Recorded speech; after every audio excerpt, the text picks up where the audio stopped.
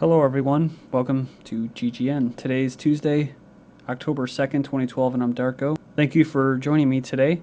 And in this video, or this set of videos, I'm going to cover Big Brother and some other interesting news about the, not really takeover of America, but subversion or fall of what was known as America. Russian general, the USSR collapsed and the same fate has been prepared for the USA. This is from shithitthefanplan.com. It's a good website from October 2nd. In the following video commentary, Russian general asks some interesting questions and includes his own thoughts, perhaps on a non-official Russian position, about the variety of topics that include the end of the U.S. dollar hegemony, the orchestration of the 9/11 attacks to engage America in a Mid-East war, the puppeteers behind the politicians, and the coming premeditated collapse of the U.S. as we know it. While here in the United States we remain enclosed in a propaganda bubble controlled by Western multi-billion-dollar media conglomerates, business interests, and political alliances, there can be no doubt that the other schools of thought exist throughout the world. What may seem like reality to our populace is perhaps nothing more than an illusion, which I think we can all agree on. It says the United States does not exist in a vacuum, and as such we simply cannot ignore the assessments, outlooks, and opinions of foreign leadership as they pertain to the global implications of current events. How did they ruin the USSR? It says this. And this is the video that we're talking about, so you get a little picture of him. And the links will be posted in YouTube's video description, so please go check those out. So he says, how did they ruin the USSR? They called the Soviet Union a prison for people and an evil empire. It says the same thing is being done to the U.S. We also intervened in Afghanistan. Do you remember how that ended? He says, it's the same thing with the United States, and the Americans can't do anything there. Now the entire Muslim world hates the U.S., and when the global mafia dumps the dollar, the entire world will think that Americans deserve this, but this won't benefit the people in our country, especially those who've been saving up dollars. There's another thing that we should take into account, the general says. In the U.S. lives 5% of the world's population, but Americans consume 50% of the world's energy resources. The global mafia sees this as a problem. Some of our people who fled to the U.S. and now live there on welfare live better there unemployed than they would have lived in Russia even if they were employed. The slave masters think that this situation in the U.S. is unacceptable because even the slaves live relatively well there. So the United States is doomed in this sense. And lastly, even if you're the head of a mighty state and you don't understand global politics and don't understand the methods of the global politics, you're still a hostage of the global mafia. It keeps using that term, global mafia. The leadership of the USSR and the leadership of the USA carried out an internal and external politics, i.e. your puppets, but the global mafia carries out global politics. It says the USSR collapsed and the same fate has been prepared for the USA. Then there's this article from 2009 that went through email lists that I received. American Capitalism Gone with a Whimper from Pravda. This is a Russian website. It must be said that like the breaking of a great dam, the American descent into Marxism is happening with breathtaking speed against the backdrop of a passive, hapless sheeple. Excuse me, dear reader, I meant people. True, the situation has been well prepared on and off for the past century, especially the past 20 years. The initial testing grounds was upon our holy Russia, and bloody test it was, but we Russians would not just roll over and give up our freedoms and our souls no matter how much money Wall Street poured into the fist of the Marxists. Those lessons were taken and used to properly prepare the American populace for the surrender of their freedoms, souls to the whims of the elites and their betters. First, the population was dumbed down through a politicized and substandard education system based on pop culture rather than classics. Americans know more about their favorite TV dramas than the drama in D.C. that directly affects their lives. They care more for the right to choke down a McDonald's soy burger, I include the soy burger, and Burger King's than for their own constitutional rights. Then they turn around and lecture us about our rights and about our democracy. Then their faith in God was destroyed until their churches, all tens of thousands of different branches and denominations, were for the most part little more than Sunday circuses, and their televangelists and top Protestant mega-preachers were more than happy to sell out their souls and flocks to on the winning side of the pseudo-Marxist politicians or another, including, of course, the Zionists, right? Their flocks may complain, but when explained that they would be on the winning side, their flocks would ever so quickly reject Christ in hopes for earthly power. Even our holy Orthodox churches are scandalously liberalized in America. The final collapse has come with the election of Obama. His speed in the past 3 months has been truly impressive. His spending and money printing has been a record-setting, not just in America's short history in the world. And if this keeps up more than another, there's no sign that it will not. America, at best, will resemble the Weimar Republic, and at worst, Zimbabwe. The past 2 weeks have been the most breathtaking of all. He goes on and talks about a planned redesign of the American Byzantine tax system by the very thieves who use it to bankroll their thefts, losses, and swindles of hundreds of billions of dollars, saying that they make the Russian oligarchs look more than ordinary street thugs. In comparison, these men, of course, are not elected panel, but made up of appointees picked from the very financial oligarchs and their henchmen who are now gorging themselves on trillions of American dollars in one bailout after another. They're also usurping the rights, duties, and powers of American Congress or Parliament. Again, Congress has put up little more than a whimper to their masters. Then came Barack Obama, who now has the power, the self-given power to fire CEOs and assume other employees of private companies at will. Prime Minister Putin, less than 2 months ago, mind you this was in 2009, warned Obama and UK's Blair not to follow the path to Marxism. It only leads to disaster. Apparently, even though we suffered 70 years of the Western-sponsored horror show, we know nothing as foolish, drunken Russians, so let our wise Anglo-Saxon fools find out the folly of their own pride. Again, the American public has taken this with barely a whimper, but a free man whimper. So should it be any surprise to discover that the democratically controlled Congress of America is working on passing new regulation that will give the American Treasury Department the power to set fair maximum salaries, evaluate performance, and control how private companies give out pay raises and bonuses.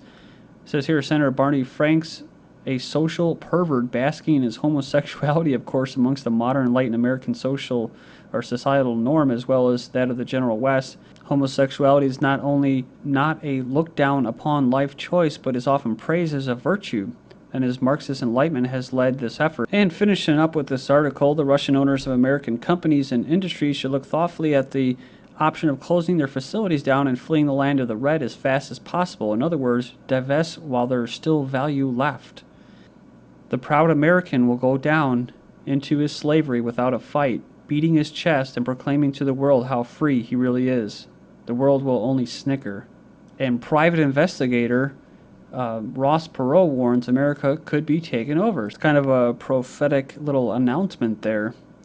But, he's probably put there to give people maybe a choice of a third party. Never, kind of like Ron Paul, never really supposed to go there because the global mafia doesn't allow it. But he was talking about the sucking sound of jobs going overseas, which is what we've seen. He says, the last thing I ever want to see is our country taken over because we're so financially weak we can't do anything. He said nobody that's running as far as the elections really talks about it, the money spending, and about what we have to do and why we have to do it. They would prefer not to have it discussed. Then next up, Europeans must fight against global banking cartel. So global banking mafia, same thing, right? Chris Dorsey, an economist and banking analyst, said on Monday in an interview with Press TV that competitiveness is they control the system and the people in these nations. That's why I said human assets, right? Human resources. They fight over the scraps. It's ridiculous. Over here, he says, what's going on and what's driving all of this is not sovereign nations like Germany and Italy. It's institutions that control those governments. We're talking about think tanks and Council on Foreign Relations, the Trilateral Commission, the RAND Corporation, all of these types of institutions. It's not the people inside those governments and the institutions that control the Eurozone countries. It's the European Central Bank, which takes orders from the Bank for International Settlements, right? In this country, in the U.S., it's the Federal Reserve Bank. These are private central banks. They have the same ownership. They make coordinated moves. Then Bear Stearns' email refers to bonds as sack of shit or a bag of shit. We're going to leave you to hold a bag of shit, right? That's the old saying. But the bank kept foisting them on investors, says a lawsuit. So a new lawsuit accuses Bear Stearns, now owned by J.P. Morgan, of knowingly pushing rotten mortgages securities onto investors before the financial meltdown. And UK health chief earns $366,000 on top of his salary amid recession. So it goes on, it says he's pocketed $366,000 on top of his government salary, total earnings to almost $500,000, which is 12 times more than the average nurse in the UK. And it's funny because, while he's making all that money, right, hospitals are letting patients die to save money so that he can get more. Hospitals are depriving elderly patients of food and drink to hasten their deaths as part of a cost-cutting measure to free up bed space, leading doctors warn. Remember this article, about this story about not hiring smokers in Florida? We won't hire smokers, declared. So the beach policy, the Delray Beach town or city in Florida, is policy in place to save money. The messed up thing too is why don't they equate pharmaceutical stuff in there, right? Why don't they do that? Why are you taking Xanax? Are you taking something else? Why don't you have to declare pharmaceutical drugs? Why don't you have to declare that you have fluoride in your water? And you know what I mean? That should be equated too. See, it's discrimination, just like discrimination against people who go through toll booths, whatever, right? They're already discriminated because they have to, if they decide to pay with cash and not go through the little easy pass and stuff like that, then they have to pay more than the other person. And now they're actually, if they're paying high denominations of bills, they'll actually detain them. And this is like when we look back, it'll be, well, these are changes, right? These are things that are changes, right? Grassroots and that. But it's not. It's what I've mentioned before. It's engineer consent and manufacturer consent. You know, manufacturer consent, they use the government against you with all these laws to force you to do something and then say it was democratic, even though you didn't have a flip and say about it. And engineer consent is all those brainwashed sheeple who listen to television and stuff like that and get brainwashed, and then they actually convince themselves that what they're being told is the best thing for them, when it's really going to screw them and their fellow humans out and their future out. So they basically volunteer to do this, to allow it to happen. That's engineer consent. Renters have privacy and property rights too, says Cato Legal Associate Sophie co-authored this blog, and saying that a person's home is a castle and thus affords certain protections and immunities, including the right to exclude unwanted visitors that apply whether you own or rent. So yeah, this is true. Ordinance authorizing general administrative searches of rental properties have been increasing and adopted by local authorities with little protection for privacy interests. These searches take place even if both the landlord and tenant believe it's not necessary, and the owner of the property even has to pay a fee for the unwanted search to receive a rental license. Here's a perfect example of engineer consent to manufacturer consent. The city sometimes makes initial requests for consent, but these are mere courtesy because the city proceeds with an administrative warrant, i.e. force, threat of force, and the gun in your face in the event of a refusal without a showing of probable cause to believe there's a housing code violation or other problems. So then it becomes what? Voluntary to involuntary. So this is taking place in Red Wing, Minnesota, and a group of landlords and tenants have challenged the inspection program, and on the basis of it being what? The ordinance is unconstitutional. And the Minnesota Supreme Court will decide whether to take the case this fall. Next up, Walmart workers ask for basic rights. Remember, I was just covering this, and Walmart calls riot police. Remember, they just had a quote, flash mob. It wasn't a flash mob. It was a group of school children. They were singing God Bless America on 9/11, and they actually got told to leave. And Walmart called the police to have them basically escorted out of there. They said it was a big misunderstanding, apologized, but you know how it is. These bastards, they push whatever they're going to do until someone complains. I'll leave you with this video, and then we'll return with Big Brother. Thank you.